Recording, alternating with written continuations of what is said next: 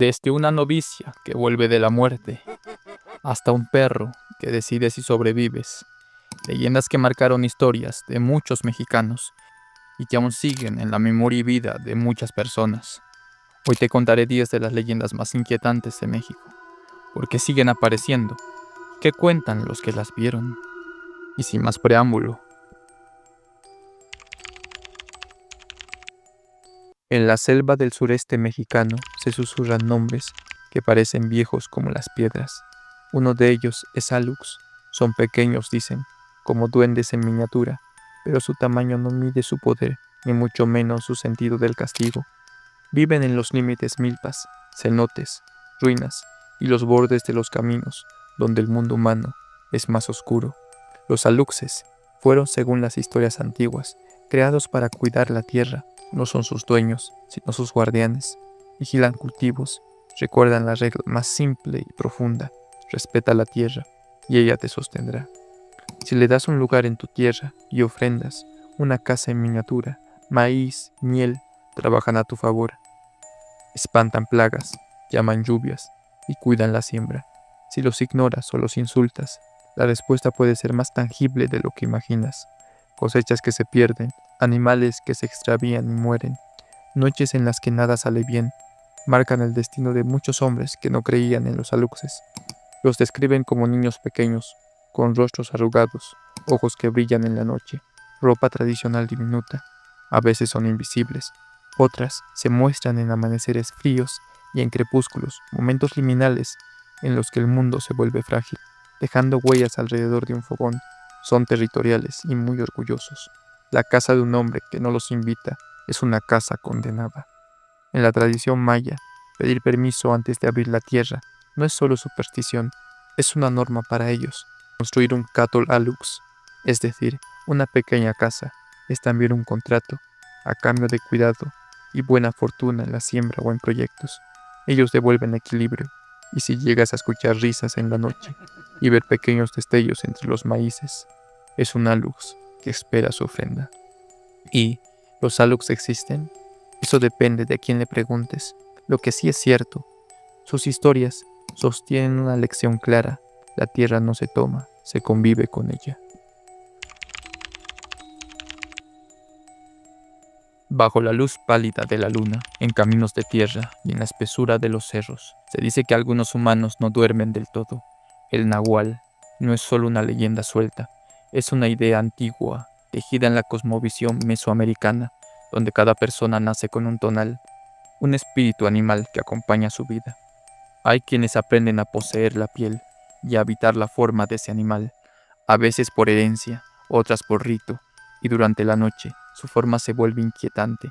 El nahual, que toma la forma de un jaguar, se vuelve musculoso y silencioso. El búho mira con ojos que atraviesan la neblina. La serpiente se vuelve sigilo y humedad. La forma de transformarse no es siempre grandiosa. A veces basta solo un sueño profundo, un ritual susurrado o un pacto antiguo para que la línea entre humano y bestia se disuelva. En pueblos donde la creencia persiste, se reconoce a un nahual por señales pequeñas y terribles, huellas que son extrañas, animales que actúan de manera inquietante, una mirada demasiado humana, en ojos que no deberían entendernos. En otros relatos, en cambio, es voluntario y protector, guardianes que alejan malos espíritus y cuidan los montes. En versiones más oscuras, el nahual es venganza y oscuridad. Roba ganado, provoca enfermedades y siembra la muerte a quienes ataca. La llegada de los conquistadores españoles provocó muchas historias bajo acusaciones de brujería.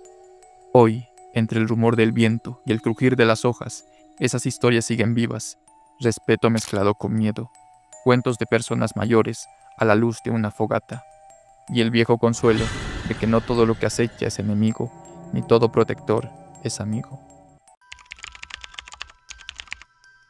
Dicen que en el borde del bosque aparece una figura que no termina de ser mujer, ni termina de ser animal. A primera vista es una mujer, cabello suelto, piel normal, sonrisa que deslumbra, pero si la noche le devuelve las sombras, la traición aparece en los tobillos. No son pies, son pezuñas. Es la mujer ciervo, y su belleza siempre llega con algo oculto. Por la mañana, algunos jinetes recuerdan haber visto una mujer danzar entre los claros. Por la noche, los cazadores cuentan que la misma figura dejó huellas de ciervo en la tierra blanda. En unos relatos se transforma por completo en un ciervo de cola blanca, en otros, la mitad inferior es animal y la mitad superior conserva rasgos humanos, como si la naturaleza hubiera hecho una mezcla imperfecta. Esa inestabilidad de su poder juega con la percepción hasta romperla. Su modo de actuar no es solo violencia, seduce con movimientos y con voz, atrae a hombres solitarios, cazadores arrogantes, quienes dispuestos a seguirla quedan prisioneros de un hechizo lento, se olvidan de comer, se consumen en una nostalgia que parece hambre de alma.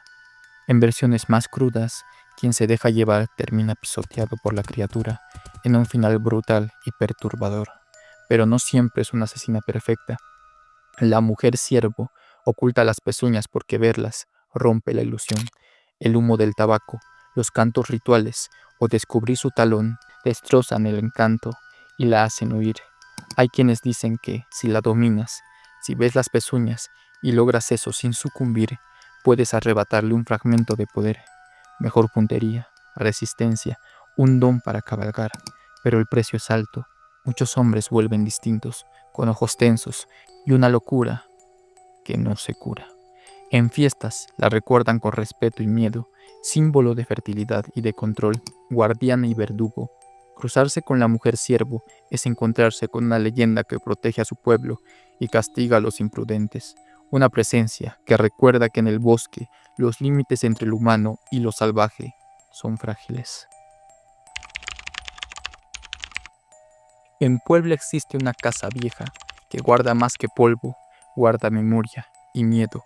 La llaman la casona de la Nahuala y su nombre aún hace que los vecinos bajen la mirada al ver la casa cuando cae la noche. Cuentan que en vida fue una mujer dueña de secretos y saberes que no todos comprendían. De día sonreía como cualquiera, de noche su andar cambiaba. Se decía que se transformaba en bestia para rondar las calles y riberas, y que las sombras que se movían tras su ventana no siempre eran sombras. Con el tiempo, la historia se volvió advertencia. No salgas, no te acerques, cuida de tus hijos. Un día, dos hermanos se escaparon de casa y decidieron adentrarse en la casona de la Nahuala para comprobar si eran ciertas las historias. La Nahuala los observó y en cuanto tuvo la oportunidad, capturó al hermano mayor, mientras el hermano menor huía. El hermano menor logró escapar y pedir ayuda, así que poco tiempo después regresó a la vieja casona de la Nahuala con su familia y algunos miembros de la comunidad para rescatar a su hermano muerto. Al lograr vencerla, la Nahuala desapareció y nadie volvió a saber más de ella. En algunas versiones no era solo una mujer, sino un espíritu maligno que había habitado ese lugar desde hacía siglos, alimentándose del miedo de los vivos y fortalecida por la muerte. Sin embargo, otras narraciones la asocian con la idea indígena del Nahual, una leyenda que vimos un poco más arriba. Con el paso del tiempo, la figura se mezcló con las imágenes coloniales de la bruja y el demonio. Así se transformó en un arquetipo actual de la bruja poblana que se esconde en la casona embrujada. Por eso, cada día de muertos vuelve a cobrar vida en relatos. Entonces la casa parece un umbral donde lo vivo y lo muerto se rozan. Bajo la humedad de la orilla, donde el agua choca contra los juncos, se cuenta que hay una criatura que acecha con manos y cola. El Ahuizotl no es un simple monstruo, es un emisario del dios Tlaloc, encargado de seleccionar a quienes han de pasar al reino de los mojados. Imagínalo, del tamaño de un perro o un coyote, con cuerpo de nutria brillante, orejas afiladas y ojos que brillan en la penumbra. Pero lo que lo hace aterrador no es su forma, sino su final. Su cola prensil termina en una mano que no busca devorar, sino jalar. Con esa garra toma a la víctima y la arrastra al fondo de lagunas. Los antiguos no narraban al Ahuizotl como un simple asesino, sino como un seleccionador sacramental. Morir por sus fauces significaba ser llevado al Tlalocan, la otra morada de los ahogados, un destino que, en la visión mexicana, tenía un matiz de honor religioso. Por eso los cadáveres rescatados debían recibir ritos concretos, no era una tumba cualquiera. Algunos describen sus rasgos y sobre todo su grito. Dicen que imita el llanto de un bebé o el chillido de un animal herido para atraer a los curiosos. Las historias mezclan advertencia y belleza sombría. Quienes escuchan ese llanto son seleccionados. Hoy en comunidades junto a lagunas y cenotes, los mayores siguen usando esas narraciones para alejar a los niños del agua. No vayas solo, que el Ahuizotl te oye. Más que un mito para asustar, es una lección que atraviesa tiempo y territorio, respeto por las aguas, temor a lo desconocido y la idea extraña y antigua de que la muerte puede ser a veces un llamado. Y si alguna vez oyes un sollozo junto a la orilla, tal vez convenga no acercarse. El cadejo es una figura legendaria del folclore mesoamericano. Se le describe como un perro espectral de gran tamaño, pelaje espeso y ojos brillantes. Existen dos versiones: el cadejo blanco, que protege a los inocentes y viajeros solitarios, y el cadejo negro, que castiga a los malhechores, borrachos, infieles o quienes deambulan de noche con malas intenciones. El nombre cadejo proviene del español cadena, ya que se dice que el perro negro arrastra cadenas al caminar. Su presencia se anuncia con ruidos metálicos, jadeos profundos y un olor a azufre. El cadejo blanco, en cambio, es silencioso y aparece como un guardián invisible que acompaña a las personas buenas sin ser visto. La leyenda tiene raíces indígenas, posiblemente derivadas de las creencias mayas, sobre animales guardianes o espíritus protectores. Con la llegada de los españoles, la figura del cadejo se mezcló con elementos cristianos, convirtiéndose en una advertencia moral contra los vicios y el pecado. En muchas versiones, el cadejo negro no solo ataca físicamente, deshaciendo los cuerpos en el proceso, sino que puede causar locura, parálisis o incluso la muerte. Se dice que mirar directamente a sus ojos puede hacer que una persona pierda el alma. En contraste, el cadejo blanco puede enfrentarse al negro para salvar a su protegido, aunque si el blanco muere, la persona queda indefensa. Hasta hoy en día, en zonas rurales, muchas personas aseguran haberlo visto o escuchado. Algunas incluso afirman que el cadejo les salvó de un accidente o los protegió de un asalto. Otras, en cambio, cuentan historias de encuentros que los dejaron marcados para siempre. Muchas historias que tienen un fin común. En la noche, tanto el bien como el mal se enfrentan, con un desenlace distinto según el ganador. En la penumbra de la selva yucateca nació la leyenda del Huachibo. Se cuenta que en un pueblo existía un niño que conocía todas las plantas y sus propiedades, pudiendo con esto curar a las personas. Al crecer, se convirtió en un Huay o Huay, brujo en maya, y se enamoró de una joven que ayudaba a su familia cuidando a los chivos. El brujo, desesperado y loco de amor, realizó un pacto con Kisin, el diablo, ofreciendo su alma a cambio de poder convertirse en chivo para atraer a la joven y estar cerca de ella. Sin embargo, el conjuro no funcionó y lo transformó en un ser aterrador que puede convertirse en una bestia con forma de chivo a voluntad durante la noche para ser ágil y poder realizar mejor su magia negra. Pero en el día volvía a su forma humana. De ahí surge la leyenda maya del Huachibo. Lo fascinante del Huachibo no es solo su origen, sino sus síntomas. Camina como un animal, deja tras de sí un olor fétido y una sensación de frío que hiela la sangre. Dicen que si lo miras de reojo, sentirás solo escalofríos, y si sostienes su mirada, esos ojos rojos que brillan en la oscuridad, aparecerán fiebres, dolores y mala suerte. Come gallinas y destripa el ganado, y los pastores lo reconocen por la huella de sus patas y por la desaparición de los animales al amanecer. En las comunidades, la historia funciona como advertencia y consuelo: evitar la mirada, no transitar de noche y respetar los límites de la selva. Algunos cuentan que el Huachibo practica hechizos y brujería, que su rastro aparece junto a plantas usadas en magia, y que su existencia mezcla el poder ancestral de los curanderos con la violencia del desamor. Es una figura que encarna la curiosidad humana por la magia y el precio brutal de jugar con fuerzas con las que no debemos meternos. La ciguanaba es una figura femenina del folclore mexicano, temida por su capacidad de engañar con su belleza. Su leyenda también está presente en países como Guatemala, El Salvador, Honduras y el sur de México, con variantes regionales en nombre y forma. En algunas zonas se le conoce como Siwa Nava, Segua, Tisigua o Extabay. Se la describe como una mujer de figura esbelta, con cabello largo y suelto, que aparece de noche en caminos solitarios, ríos o barrancos. Atrae a los hombres con su belleza, pero cuando estos se acercan, su rostro cambia. Puede convertirse en una calavera, una anciana, o más comúnmente en una yegua con ojos ardientes. Este giro provoca locura o incluso la muerte a los pobres desafortunados que se toparon con ella. Su origen se remonta a la época prehispánica. En la mitología náhuatl existía una figura llamada Siua Nahuatl, una mujer espectral, asociada con el agua y la muerte. Con la llegada de los españoles, la leyenda se transformó, convirtiéndose en una advertencia moral contra la lujuria, la infidelidad y el abandono del hogar. Una versión popular cuenta que la Siguanaba fue una mujer hermosa que engañó a su esposo y descuidó a su hijo. Como castigo, fue condenada a vagar por la eternidad, atrayendo a hombres infieles para castigarlos con su verdadero rostro. Hasta hoy, personas aseguran haberla visto. Algunos dicen que aparece peinándose junto a un río, otros que se sube a los caballos de jinetes nocturnos. Su presencia es siempre un mal presagio y su apariencia una trampa mortal. En la Ciudad de México, en los patios silenciosos del antiguo convento de la Concepción, se guarda una historia que huele a tiempos viejos, la de Doña María de Alvarado, la novicia que no pudo con su desamor. Era hija de una familia muy bien acomodada, los Ávila. Su novio, Arrutia, no era lo que parecía. Cuando sus hermanos comprobaron que aquel hombre solo buscaba la fortuna, lo alejaron con dinero.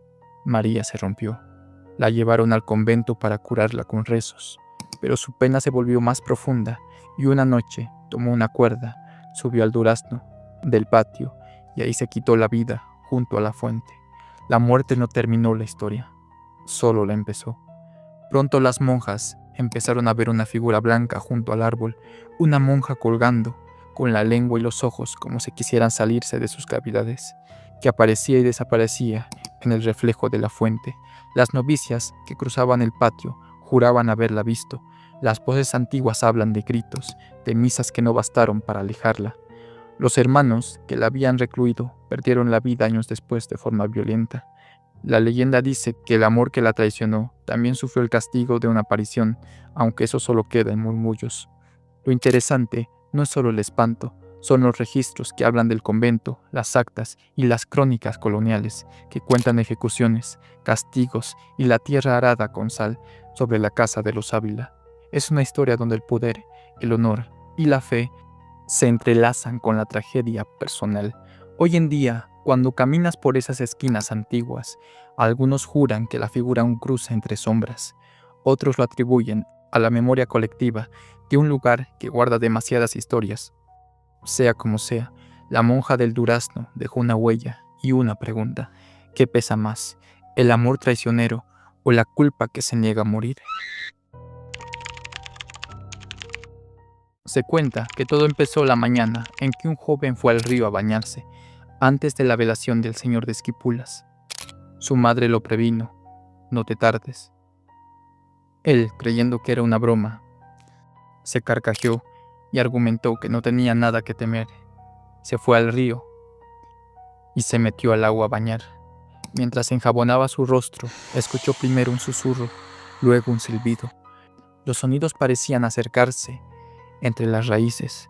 Al levantar la vista, vio surgir del agua a una mujer de belleza casi hipnótica. El joven, deslumbrado, la siguió hasta la orilla, entre espinos que allá no parecían hacerle daño. El hombre, en cambio, cayó y se lastimó, pero una y otra vez se levantaba y perseguía esa figura.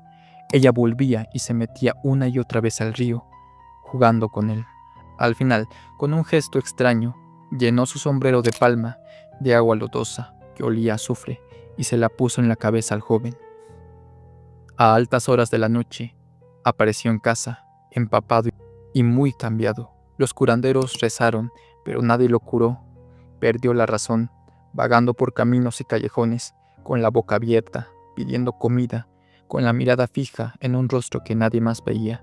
Con los años surgió el rumor que el encanto de aquella mujer en la orilla del río, la Tisigua, dejaba a los hombres sin voz ni juicio. Algunos dicen que solo con un perdón de la iglesia basta, otros que la locura es permanente. La Tisigo aparece como una lavandera hermosa, con cabello largo y oscuro. Cuando la miras de cerca, su rostro se vuelve muy grotesco, y el sombrero gotea agua pestilente. Cantarina y seductora, puede hipnotizar con su canto y llevar a la locura, la enfermedad o la muerte. Si la persigues, corres el riesgo de pagar con la razón. Gracias por quedarte hasta el final. Y si sigues queriendo ver más videos parecidos a este y te apasionan las historias de terror, presiona el video que aparece en pantalla. Ahí descubrirás aún más secretos y misterios. Sin más que decir, me despido.